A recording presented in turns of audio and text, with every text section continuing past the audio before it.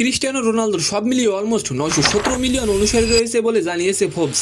এবার তিনি ইউটিউবে নিজের একটি অ্যাকাউন্ট খুলেছেন। অ্যাকাউন্ট খুলতেই ঘটে গেল এক আশ্চর্য ঘটনা। দোস্ত, অন্যদিকে লক্ষ্মীপুর থেকে ট্র্যাকে করে দুইটি স্পিডবোট নিয়ে ফেনীতে বন্যায় বিপদগ্রস্ত মানুষকে রেস্কিউ করতে যাচ্ছেন তাশরিফ খান। তিনি বলেন, আল্লাহ চাইলে খুব দ্রুত পৌঁছে যাব সেখানে। সালাম, নমস্কার দোস্ত। ফুটবল ইতিহাসের অন্যতম সেরা খেলোয়াড় এই রোনালদো। সামাজিক যোগাযোগ মাধ্যমেও তার জনপ্রিয়তা তুঙ্গে। সব মিলিয়ে তার 917 মিলিয়ন অনুসারী রয়েছে বলে জানিয়েছে ফোর্বস।